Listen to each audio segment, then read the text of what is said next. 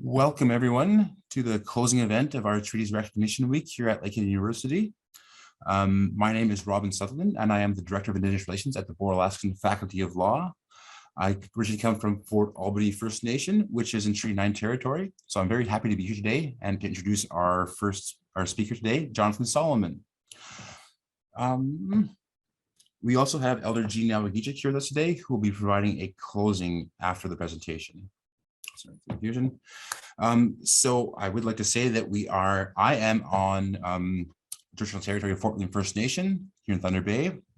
They are signatories to the Robinson Spirit Treaty of 1850, and Jonathan is, of course, in Timmins on Treaty 9 territory. I would also like to acknowledge that we will be recording this session, so the video recording is on.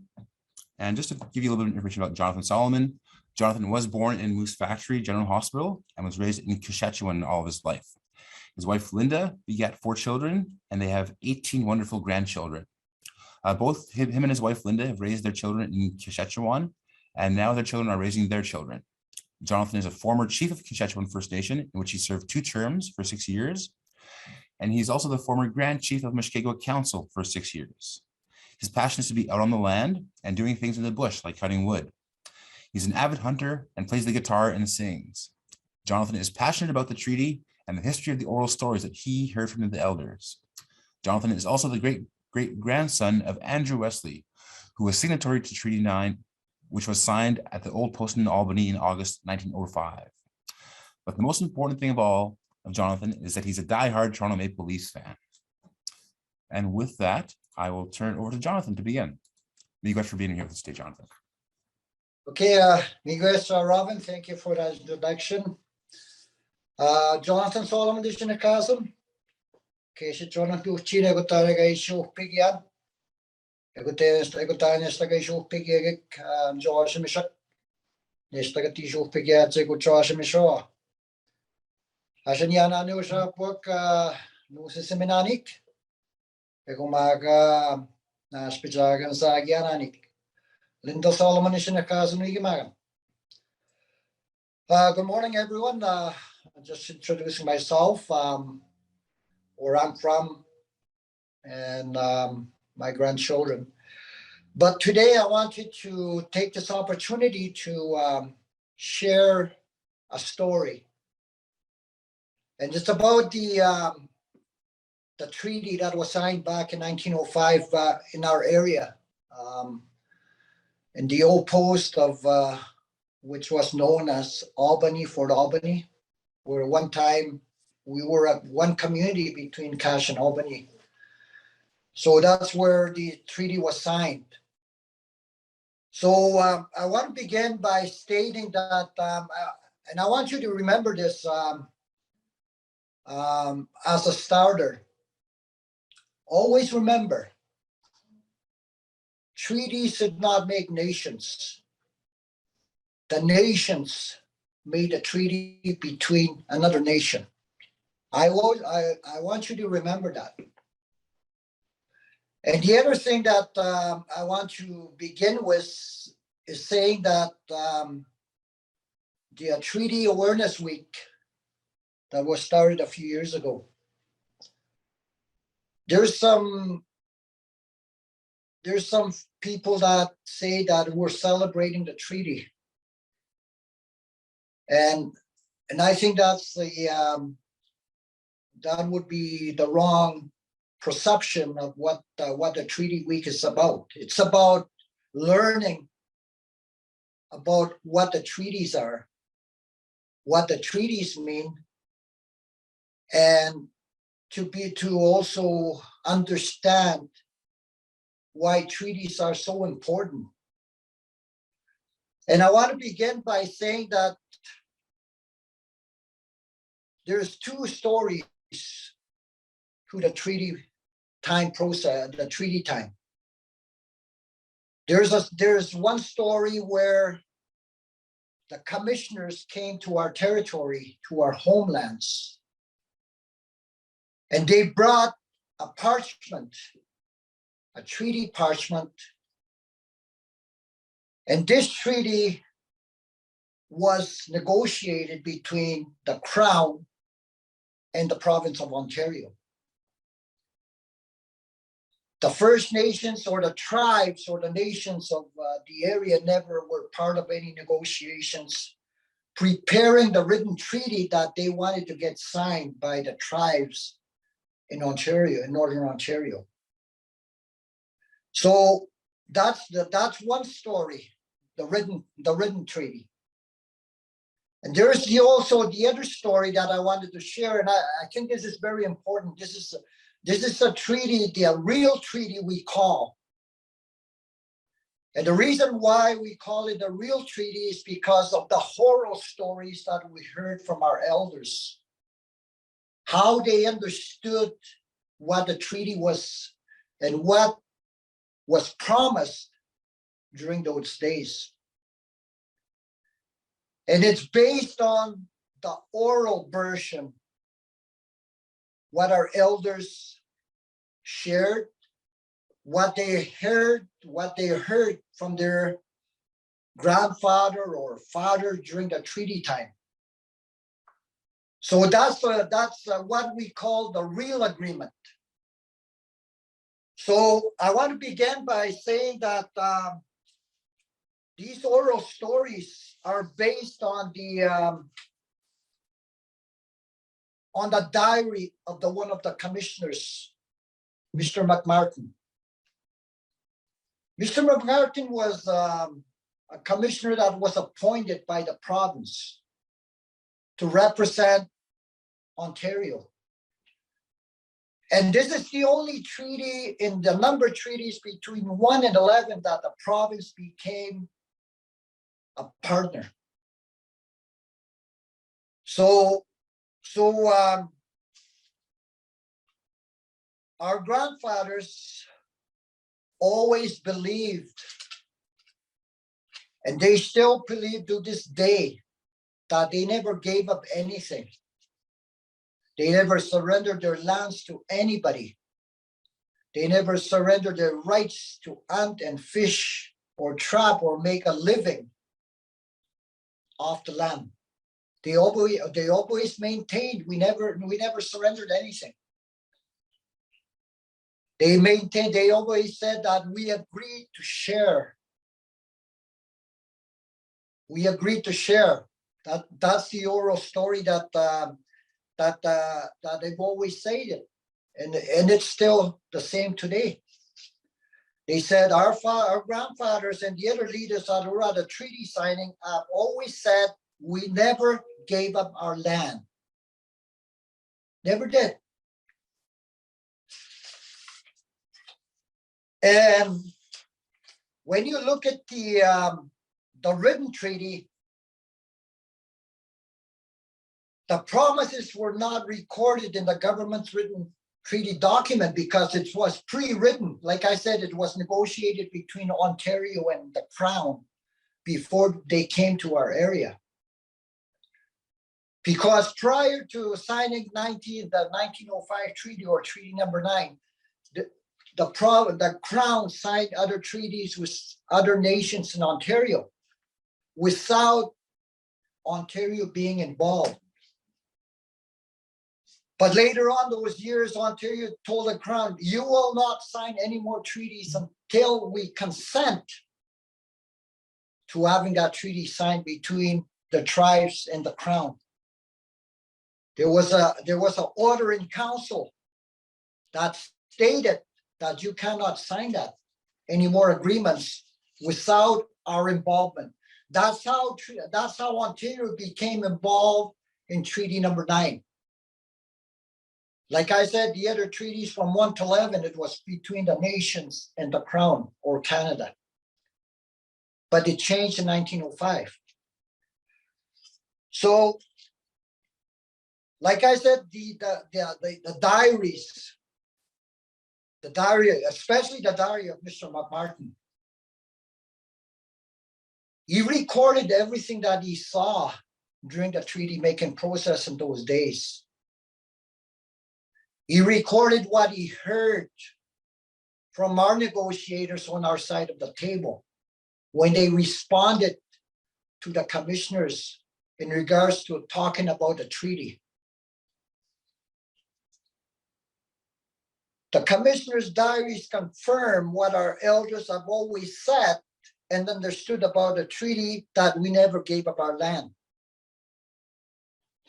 So the Horo Promise is directly, when you look at the written context of the treaty, it contradicts a clause within the treaty of the written treaty, which we call the taken up clause, and I will get to that during this presentation. And that taken up clause to this day is still used by the province or by the government. And I'll explain why it is important, why our elders never were told.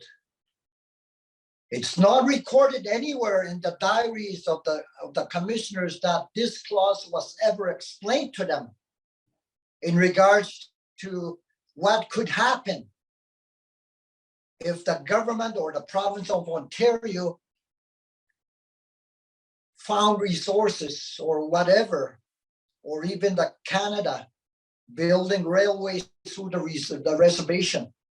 And they used this clause, which we call the taken up clause.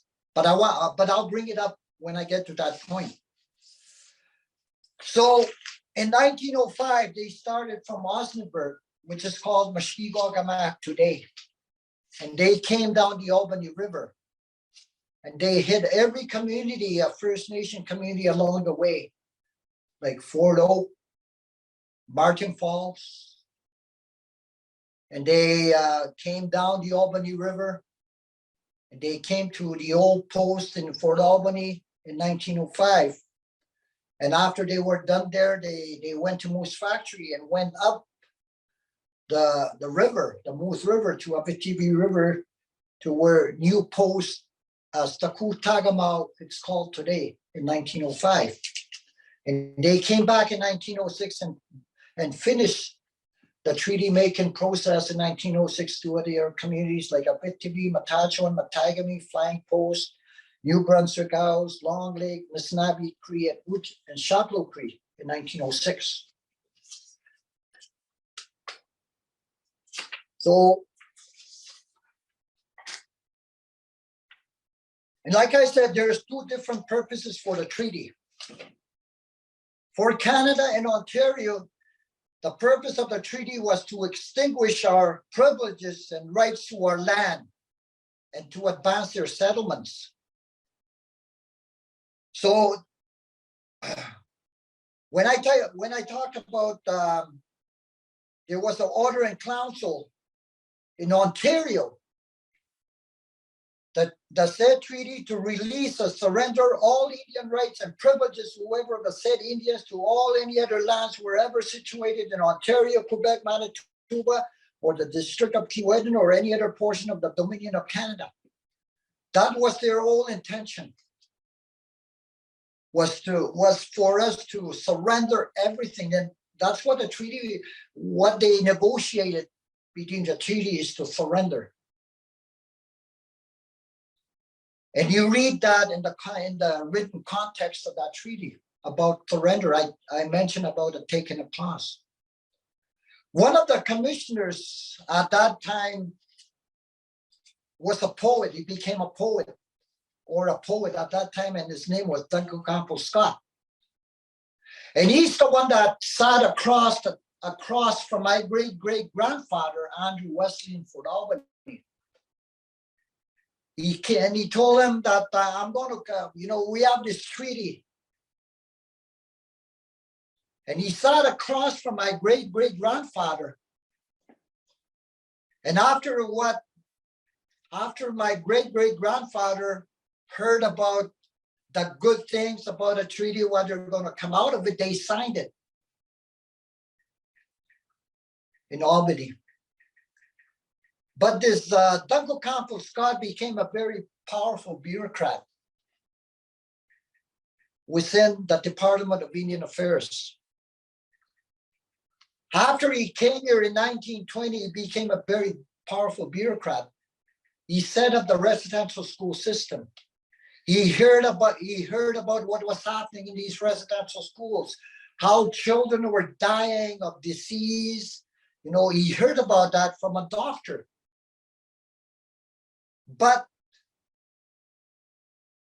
the whole intention of Dunkel County Scott was to get rid of the Indian problem. In fact, this is what he said. I want to get rid of the Indian problem. I do not think, as a matter of fact, that the country ought to continuously protect a class of people who are able to stand alone.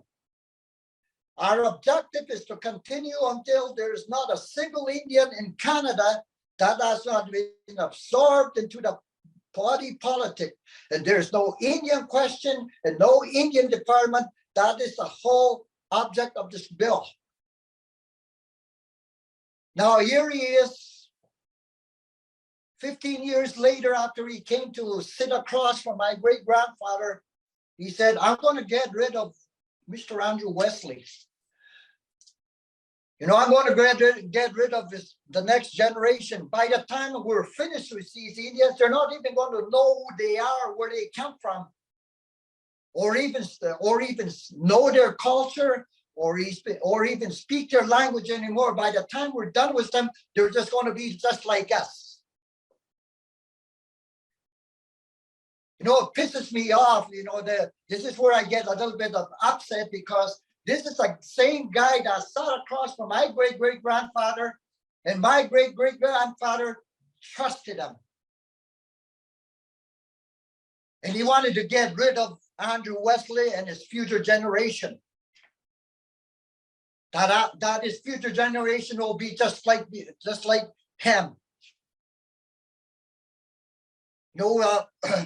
This is where I get excited, because who the hell do you think he was to do this?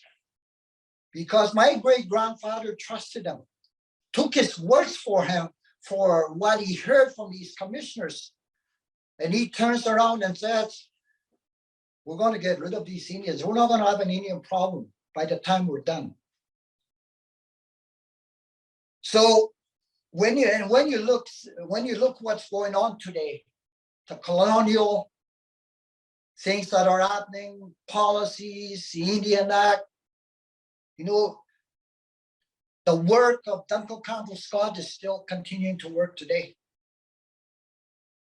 And moving on, like I said, the diaries.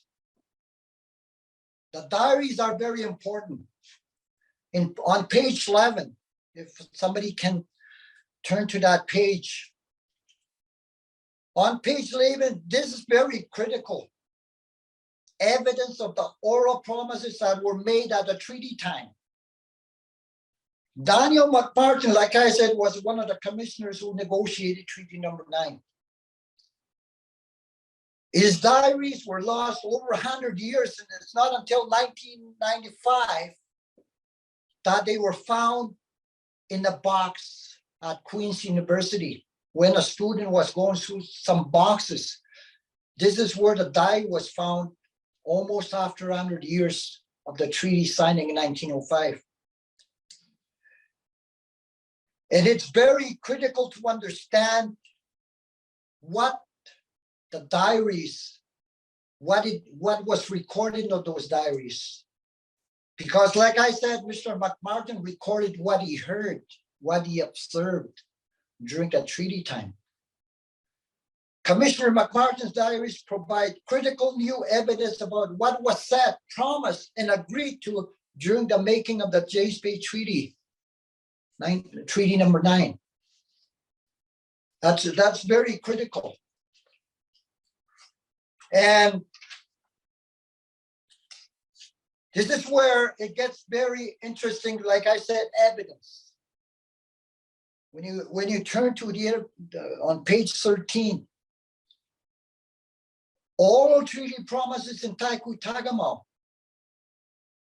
When they heard the commissioners making these promises to them from their words, what they were saying to them, when they heard that these promises were made, such as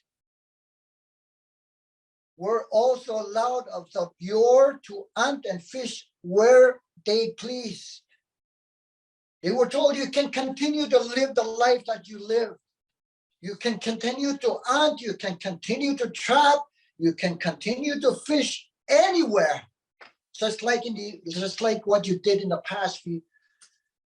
That will not be disturbed. You will continue to have that right. And many promises and many other things were said between the commissioners and the negotiators. And listen to this. I mentioned about there was a written treaty, a pre-written treaty. I mentioned about that in the beginning. And here's what Angus Winnis replied. And this is very critical to understand. Angus Winnis replied that they accepted the terms as stated. Mr. Winnis said, we agree to what you just said. We agree to what you just told us. What we heard from you, that we agree to the treaty. Not once did Angus Winnis reply, we agree to what's written in the treaty. Not once. They always replied when they heard what they heard from the commissioners. The promises that they made, the horror promises that they made, is what they replied to. Like Angus said, accepted the terms as stated. Not written, as stated, what you just told us. And that's in the diary of Mr. McMartin. So, turning on to page 14,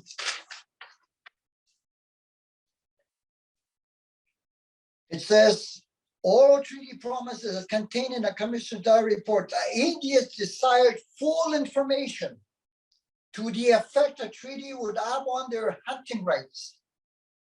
When assured that these would not be taken from them, Angus Winnis replied that they accepted the terms as stated. What was said? Again, they were in Osnaburg. They were assured that they were not expected to give up their hunting grounds, that they might hunt and fish throughout all the country, just as they have done in the past. And if it was explained to them that they could hunt and fish as the bold in Martin Falls. So their rights were not going to be interfered with, to hunt in their hunting grounds, to fish and to trap. And on page 15, if you can turn to that page, our leaders repeatedly questioned the commissioners about hunting rights and the lands. To address the concerns of our leaders, the treaty commissioners promised them that the rights of hunting, fishing, and the lands would not be diminished. They were promised that you're not going to lose anything, you're not surrendering anything. You can continue to use the land as you did. So, on page 16,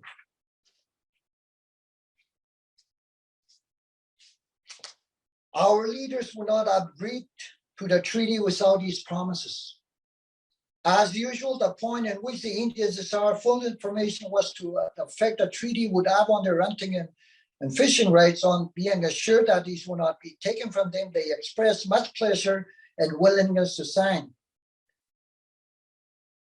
William Whitehead from Martin Falls argued for additional land. And it was explained to them that they could hunt and fish as of old, and they were not restricted as to the territory. They accepted the situation. So William, when they assigned these reservations, William Whitehead thought that the only place they can practice their hunting and fishing rights were within the boundaries of that reserve. That's why he was asking for more land so he can expand for his people to be able to trap or hunt and fish outside the boundary of that reserve. But he was told the reserve is not the only place you can hunt or trap. You can hunt where you always hunted before. When he was assured that that he was not tied to that little plot of land to hunt for his people to hunt, they agreed that when they heard that they can hunt anywhere outside of that boundary, they gladly accepted the treaty.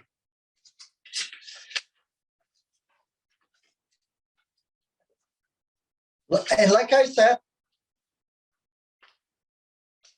in the beginning, the written treaty was pre-written between Ontario and Canada.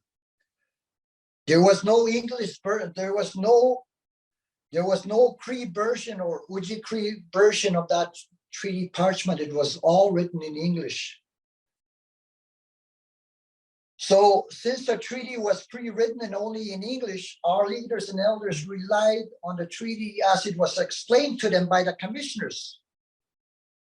They relied what was shared to them.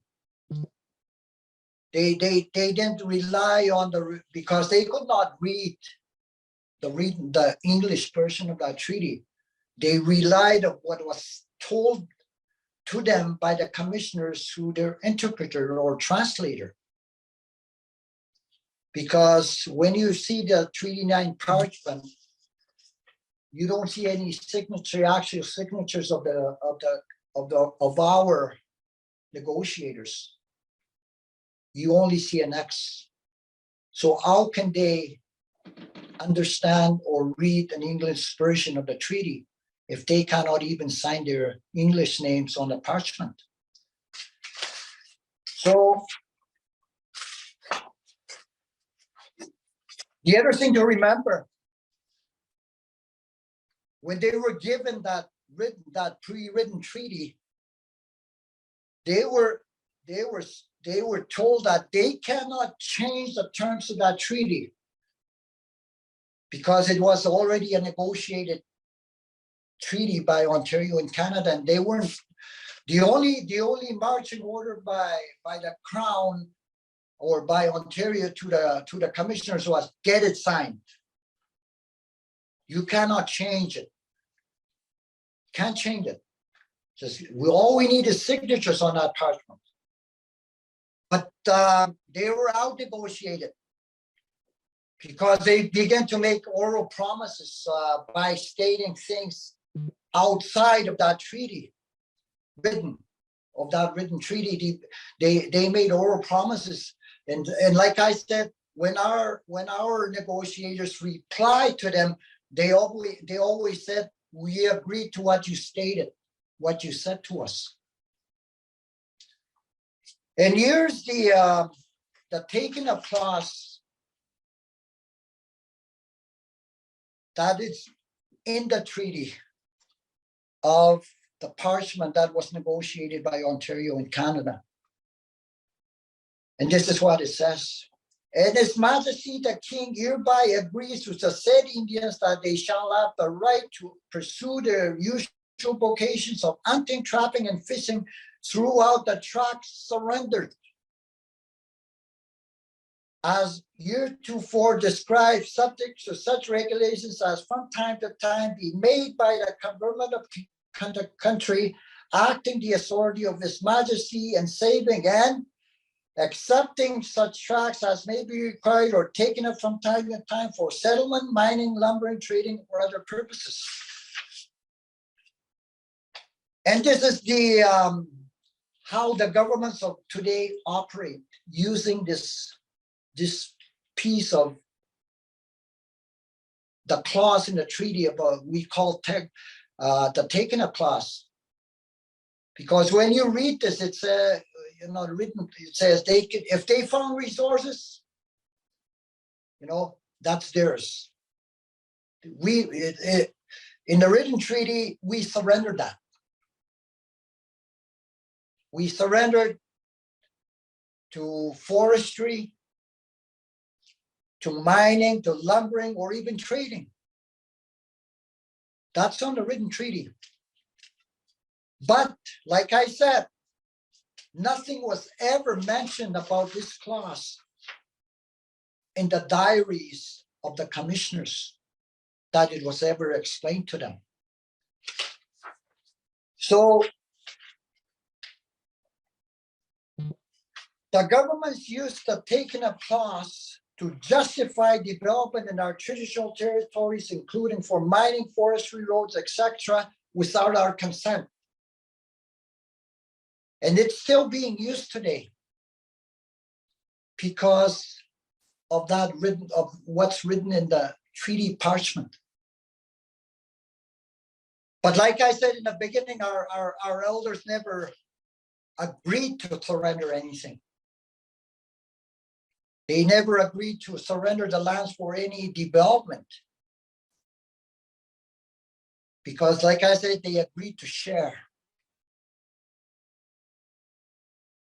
They never agreed for any person to have their homelands or their trap lands or whatever you want to call them. They never agreed to for any mining to happen in that area, because like the commissioners told our elders, our negotiators, your rights to hunting and trapping and fishing will never diminish. It will always be there. And how can anybody continue their livelihood if there's a giant open pit mine in their trapping area? How can they continue to live that life that was committed to them? And those rights are protected under the Constitution, Section 35 of the Constitution, of protection of treaty rights. How can anybody continue to do that when they were promised that?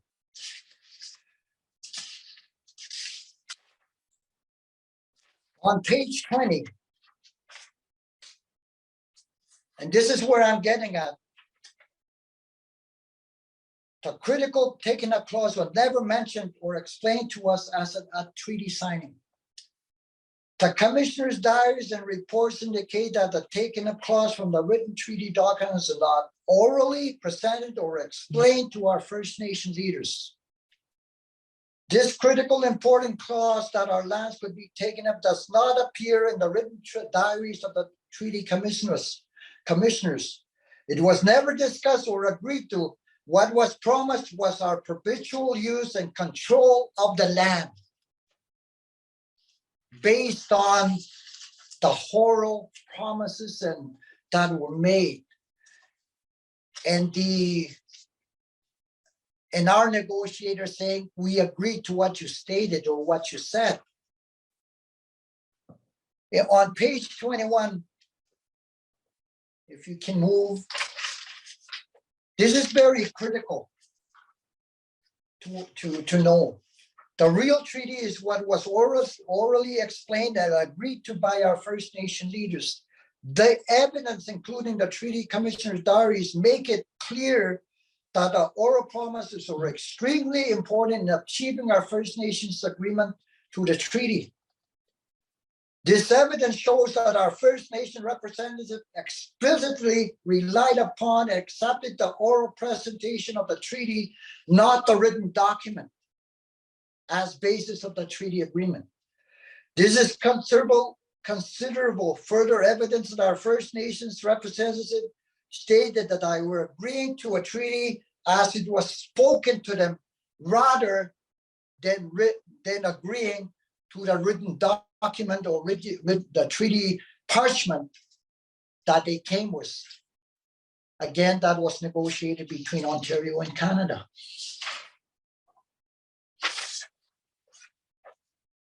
Remember,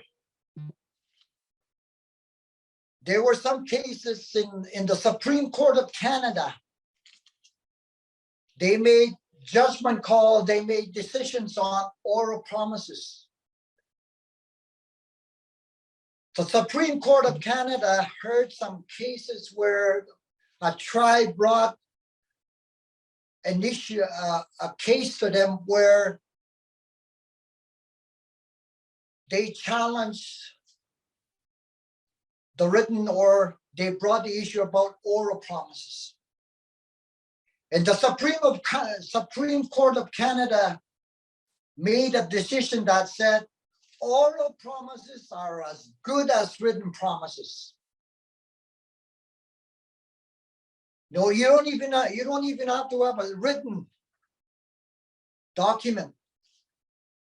The oral promises that were made between two parties are as good as written. And these decisions have been made in the Supreme Court of Canada. So this is why it's so important to understand that the oral promises that were made during the treaty time are critical, are good as written.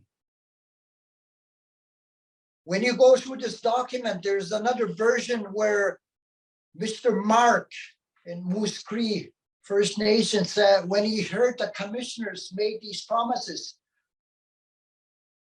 he replied, "We agreed to what you just stated in Moose Factory." So,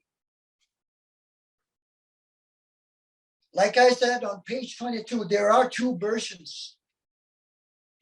One is their version, the written version, and one is ours, the oral stories that we heard from our elders,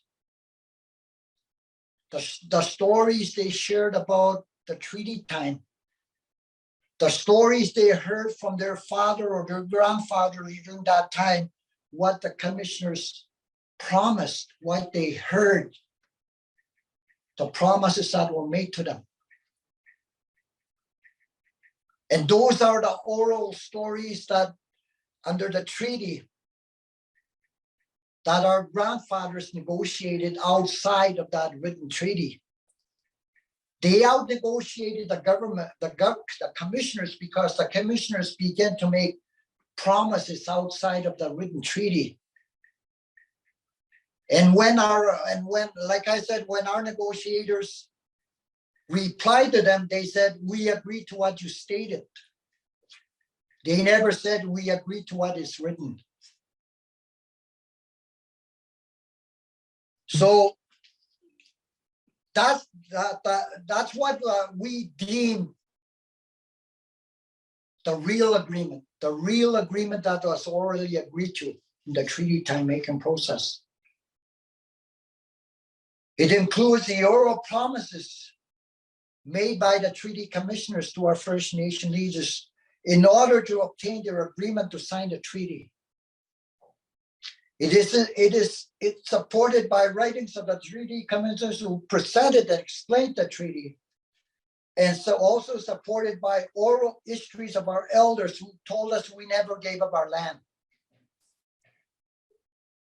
And it's recorded, like I said, in the McMartin diary, that he never heard any conversation about the written treaty. He recorded what was negotiated or what was said between the commissioners and our negotiators, and what our negotiators said. That's what he wrote on his diary, and that is a critical evidence. Any First Nation under the Treaty Number 9 can challenge any development in their homelands using the diary as an evidence to say we never gave up this land to any development, to a mine for gold, for nickel, or diamond. They can use this as an evidence to go to court and challenge the validity of the province giving permission to a resource development company to extract those resources.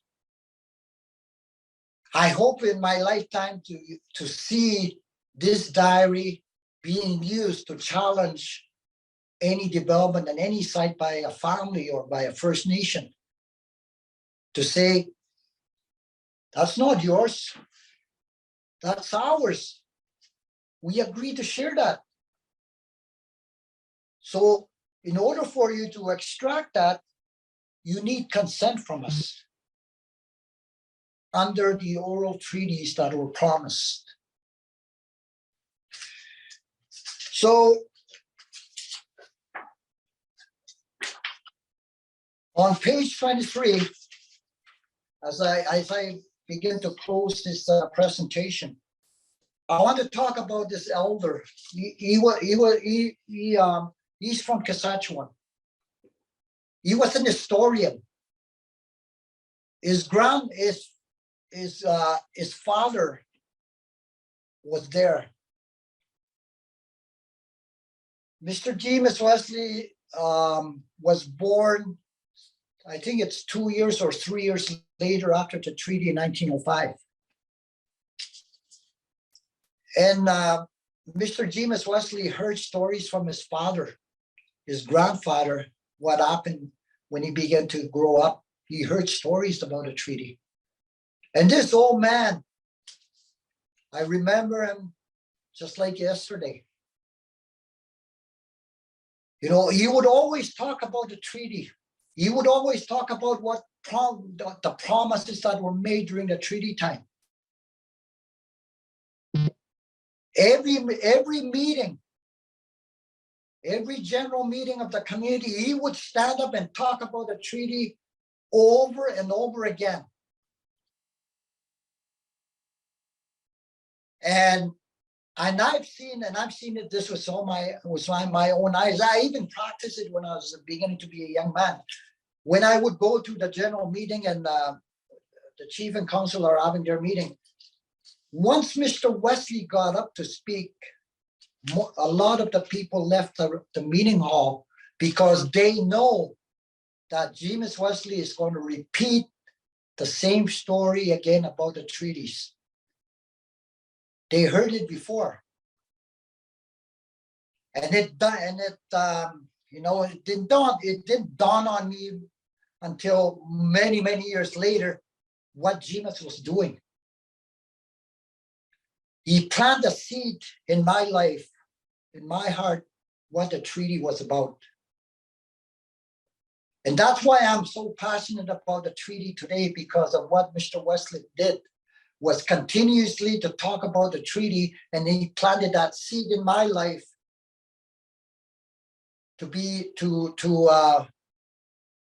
protect my rights as a treaty person, my right to hunt and fish and all that stuff. That's what he was actually doing. But Mr. Wesley, Henry Rubin, he was there. And he told Mr. Wesley, he told James Wesley, he said, he was sitting there, I was there, I listened to them. And I saw them writing the important things that they were talking about. There was someone that did the writing. In 1905, there was somebody there because I saw them with my own eyes. I heard them with my own ears. So this is what was lost. We can't find those written things that were written in 1905. Maybe one day they will show up. I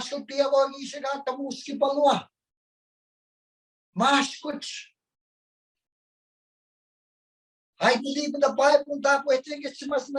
It says in the Bible that things that were done in the darkness should also be told in the light of Mushkegowuk. When it takes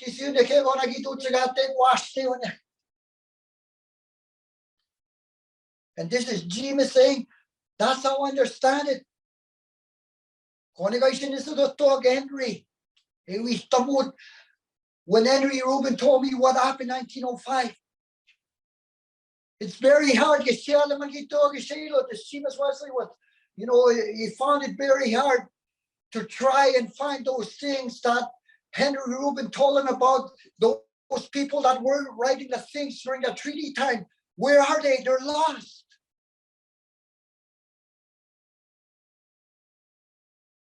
But I believe he prophesied that one day they will show up. And I believe we're in that era when we begin to see the diaries of the commissioners coming out. What Andrew Rubin saw, what they were writing. I believe we're in that era now when we read the diary of Mr. McMartin. So it's very important to understand why our elders are so passionate about the treaty. The promises that were made to them orally, that they never gave up anything. They never gave up the land. They never gave up the resources. They never gave up their hunting rights, their fish, to hunt and fish and live and trap outside their territory, outside the reserve, but to continue to live that life out in the land. So what does this mean? Page 24. In the reason, like I said, what does it mean for us treaty people? In the recent case, in Howard versus Ermiskin, the Supreme Court of Canada reaffirmed that basic principle that it would be unconscionable for the Crown to ignore oral terms and rely simply on the written words of the treaty. The Supreme Court of Canada said it's unconscionable that you can't ignore the horror promises that were made. They're good as written. You just can't make decisions on what's written. You got to honor the oral stories, the oral promises that were made to these tribes.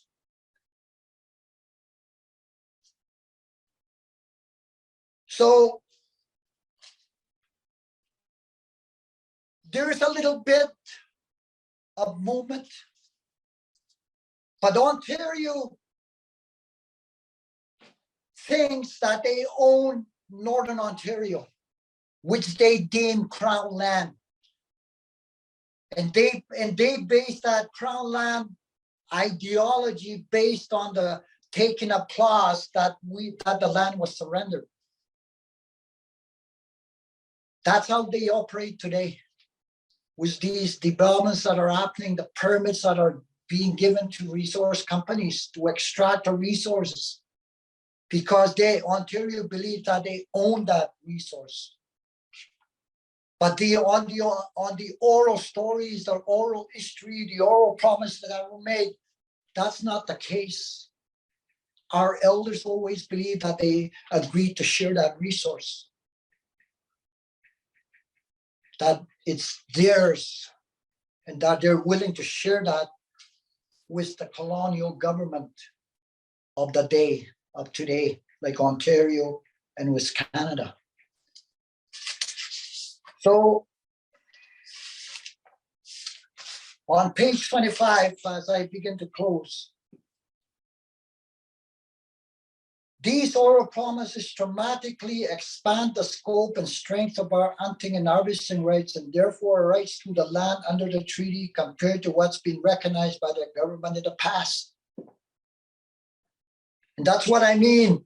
I like to see the day when these diaries can be used as evidence to challenge any development in our homelands, because it changes everything. It changes the perception of Ontario that they own Ontario or the resources. I don't, one of the things that I want to say in closing is that I don't deem Northern Ontario as Crown land. I don't call it Crown land. I call it treaty land. Under the treaty, it's treaty land. And under that treaty, we are partners. We never gave up anything, but we agreed to share. But the other thing that I want you to remember, they came with a treaty because they came to us because they acknowledged and that they recognize us that we are a nation. We had our own culture, we had our own language, we had our own way of governance. That's why they came to us with a treaty, because they recognize the Mushkegowuk people as a nation, Cree people. That's why they came to us. And that's why that's what I meant when I began this presentation, that treaties did not make nations. It's the nations that made the treaties. The other nation came to us as a nation, and they came to us and say, let's sign a treaty, because they recognized the Mushkegowuk people, that they were a nation. They had their own language, they had their own governance, they had their own culture, they had their own way of life, how they pray or how they, whatever. They recognized that. And that's why they came to us with a treaty, because we were a nation. We are still a nation today. I always remember that. Treaties are signed between nations all over the country, all over the world. And it's the same thing with the treaty that we're talking about, that they came to us with a treaty because we are the Cree nation of Northern Ontario. We have our language. Kitishigisho nano gitayanano. Kitishipimatis yunano gitayanano. Pitos kitishinagos nano gegone tutamach. Egone meno maga ginisitonak. Wesigi bejito tatajik. Naskumetueno. Enisitonak. Pitos itaskanesia. Enistamaskanesia knesaginano. I hope as we move forward today, that, like I said on page 27, if the treaty promises are to be honored, resource development and government action in much of the far north of Ontario will require the consent of the Mushkegowuk First Nations or any other nation within Treaty Number 9. They need a consent. They don't, the duty to consult is not consent. IBAs are trumps under the table. We need to be equal partners, because, like I said, we never gave up or surrendered any lands or resources under the treaty. We agreed to share that. What we're saying is that I don't think any of us are, or any of the First Nations are opposed to any development.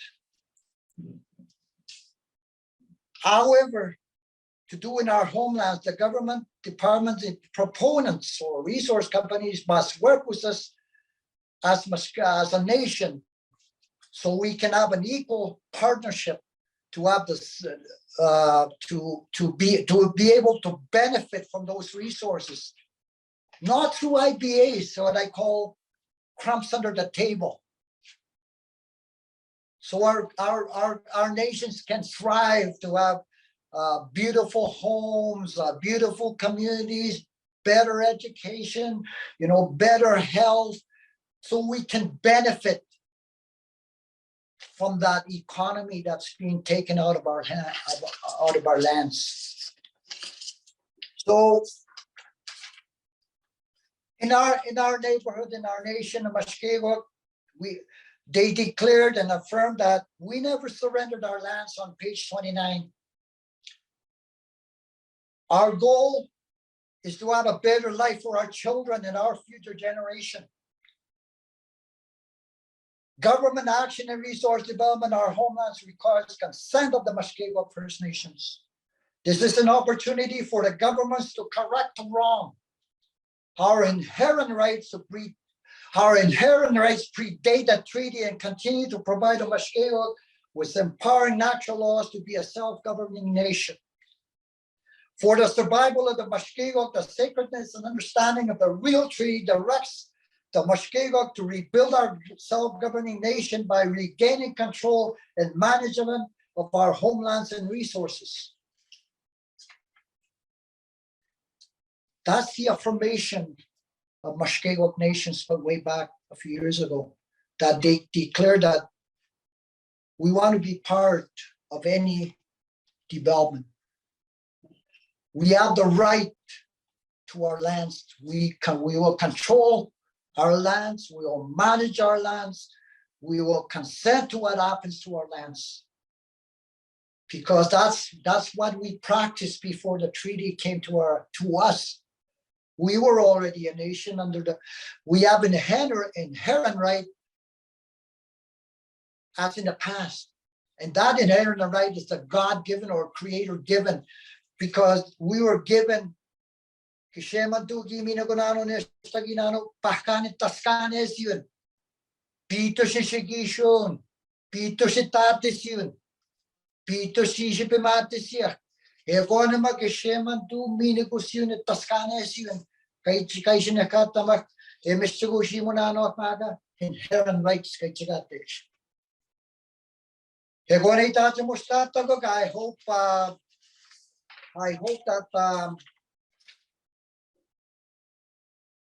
I hope that you have picked up something or learned something, or you may have already known. And this has always been the position of Mushkegowuk tribes. And so in closing, thank you for the opportunity to present to you. And I don't know if there's any comments or questions at this time, but it's past 11. I was given an hour. I'm sorry being a little bit late, but I hope that you enjoyed the opportunity to hear the whole promises that were made at the treaty time. And as you know, young lawyers that are going to school right now, you know, as you begin, when you begin your journey as a lawyer, you know, that you will always have this in your heart, that you will represent the Cree Nations or Wujji Cree Nations based on the treaty or the whole promises that were made to them, that they never gave them anything. So with that, Robin, for the opportunity, and if there's any questions or comments, I can stay for a few minutes because I have to get back to another meeting downstairs. Thank you. Jonathan, thank you so much for sharing your voice with us and sharing your the story of the Treaty 9 as you understand it. It really is very interesting to me, especially. I was fortunate enough to attend a treaty conference in 2010 during treaty number 9, where I first learned all about this, about the treaty as it was orally agreed to. Now, if there's any questions from the audience, I'd be happy to field those with Jonathan. I do have one question if there's nothing in the room here. My question actually is, Jonathan, has there been any further litigation or progress in the courts in using this new evidence of the Treaty Commissioner's diaries? As far as I'm concerned, there's nothing right now. But we have this, like I said, we're ready to go to court. We're ready to go to battle because we have this evidence now. So, you know, it's up to the First Nation or to a family of a First Nation homelands that may want to challenge a permit to a resource company by using the diaries as an evidence that you can't come here and take away my hunting rights or my trapping rights to this land or fishing rights, because that was promised. I hope to see that day. I hope I'll be around when that day will come. Thanks, Jonathan. Just a few comments from the chat here. Mushkegowuk, very powerful presentation. Thank you. This has been very educational, and we should have more of this information, not only for 1 week. Miigwech, and thank you again from Red Sky Métis Independent Nation. If there are no other questions from the audience, I'd like to turn it over to our elder Jean Nawagijik to provide us with a closing for the week. Jean? Miigwech. Thank you, Jonathan. It's quite a presentation. I myself, I'm from the 1850 treaty, my direct descendant, and I really cherish the oral history of our grandfathers. When they say something, my grandfathers, both of them were over 95 years old, and they're telling us stories what happened 300 years back. That's the oral history, that they speak the truth because they lived the Anishinaabe way, so they were speaking from the heart. And I know that for a fact. And also, it was interesting to hear other treaty areas talked about the same basic human rights that is hunting and fishing and trapping as a way of governing themselves. We never used to, use the land the way it's being used today. And I think we still are partners of that. I know that. So to me, that's for your wisdom and your knowledge, and pass it on to the next generations is always going to be an ongoing issue. As you know, Canada and the provinces are not going to listen very easily. They rely on the common law, the common law, which is case law that they draw their energy from. So we have to get that evidence in case law somehow, and in arguments, for other treaty dealings. So, but as you know, we are Anishinaabe. We come from Turtle Island, and we're not, Creator put us here, and this is our home, and they can't take that away. So we're still sovereign. It's just finding a way to navigate through the system without, running into the pirates, I call them, because they practice the maritime law, the land, the law of the sea. That's where they're getting their law from. So, yeah, we need more on. Good thing I get go up, man. So to in the Anishinaabe, get in the Anishinaabe. To me, good. With closing, I'm just going to pray in my language and respect the intent of this presentation. And is anybody got affected by it? That's not the intent, is to take jabs at anybody. I think he's speaking the truth. That's the main thing. So Chimiwich, Mishomis, Wakons Nakas, Sema, Pogan, give Monak, when Magong in Michinishnavia, Karigama Jot, Mono, give near toing, said Madaguanakshan, Mono, she said, more tag noon God. Taba bizamot, kiba na what and the sec manishna beba matzwin. Wabanung, Shawnung, Gabi nung, Kiwet nung, or Mama de Key, Chimigach. Safe travels, everyone. Thank you. Yes, thank you for the prayer and thank you for your words. Miigwech Elder Jean, Miigwech Jonathan, and thank you everyone that was involved with making Treaty Recognition Week a success at Lakehead University. Thank you and have a great day. Thank you. Wojciech.